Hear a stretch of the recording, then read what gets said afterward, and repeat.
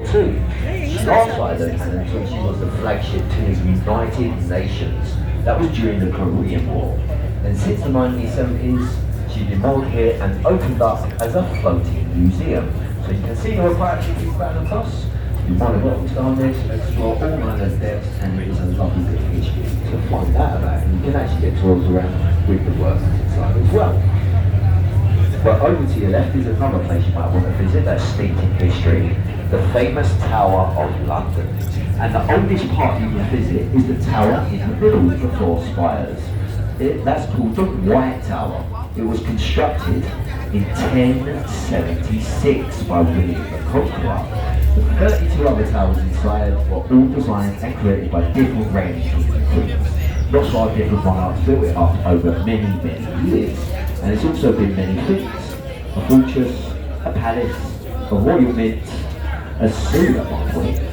But everyone knows it mainly as a place of execution and torture. But today, a very popular tourist attraction, and it's actually where the crown jewels are housed. We used to go see. Now, I can see quite a few of you all jumping up with your phones. You should have been a little bit more patient. We are turning the boat full sideways on at a closer point view, so you can get some lovely unobscured views. You guys at the back probably got my ugly face in all your photos now, but that's why you should have waited. Now, Tower Bridge is actually London's most unique bridge. But first, before I tell you about it, you can see we've got a double-decker red bus. Get a photo when it's directly in the middle. We've got a few more seconds. We say this because if you do get that photo, you'll have something called the money shot. And it's called that because if you go to one of our souvenir shops, buy a postcard of that specific photo, and charge you £5 each time. I wouldn't put you paying that time anyway, so we always put it as when you're coming across. Now it's unique because it is the only bridge in London to be two different types. It is a steel suspension bridge, so all the brickwork you see on it, it doesn't do anything. It's only there as designed, so it blends in with the Tower of London. It's also a bascule bridge. That being the French word for seesaw means it goes up and down. The middle part does open. Now, if you had your own vessel and you wanted to travel up into London and have the bridge open for you, all you'd have to do is call up the operators and give them 24 hours notice and they will open it. However, there is one day of the year Tower Bridge will never open. Now just shout your answers out for me. What day do you think that is?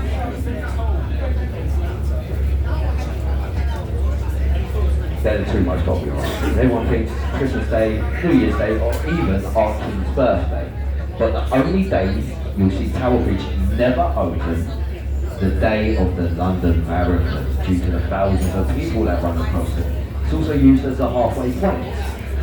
Now I myself have called up the operators inside, asked them to open it, tell them it would make the marathon a lot more fun to watch when everyone's jumping across the gap.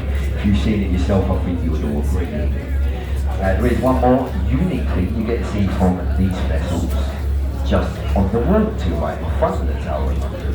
You may notice there is a bit of writing over the wall. That says entry to the Traitors' Gate. The artery that is below the writing many years ago was open because the Thames used to flood the moat that is directly around the tower. And it's also how we took all the traitors inside to spend 24 hours in the prison before the next day being marched up to Tower Hill and having their heads removed. And all the famous people that were executed on Tower Hill, their heads were taken away, dumped in tar, placed on a spike, then marched up to the medieval London Bridge. You used to see about 100 heads of them. They were put there as a deterrent. Now you can just see, ladies and gentlemen, we have fully turned and we are now making our approach into Tower Pier. We do kindly ask, when you see we get a bit closer, if you could just take a seat for us. And we ask this because of safety. There are days we'll have sharp bumps as we come alongside. We have had people injured before and I don't want it happening to any of you. And we also kindly ask if you just have a look around to make sure you have all your belongings. Your phones, cameras, wallets, bags, souvenirs, just so you don't leave anything behind and spoil your day. Yes, parents on board, it does mean take all your children with you, not just the ones you like. I've already got 8 at home which come off this boat. They all speak different languages, and yes, they do make my dinner time. my events, I have no idea what they're trying to say to me.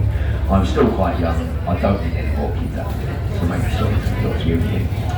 Now if you're with the big bus stops today, you've been on the buses, you do need to exit at Tower. Once you're outside, there's a short walk you take up the road to catch the buses at the very top.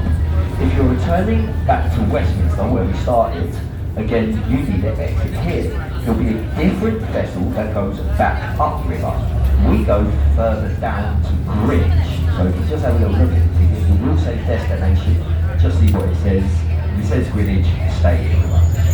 And finally, ladies and gents, I think you have all figured it out right now, and I did say that a little bit earlier on.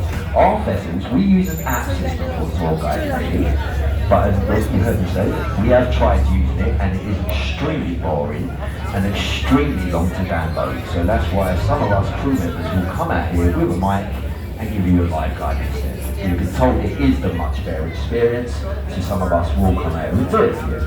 Now there is an old tradition in Thames. After people do live guides, we will have with us on our exit door the boat's silver champagne tip bucket. Now that bucket is only there because if you have appreciated the efforts of us trying to give you a much better experience by doing a live guide for you, which I hope you have enjoyed, and give you a bit more information that you would get off our app. If you have appreciated what we've done and would like to show a token of appreciation for these efforts, that's why we have the bucket. And you're more than welcome to throw in that bucket a few bob. If you don't know what a few bob is, just like St Paul's, that's your 5, 10,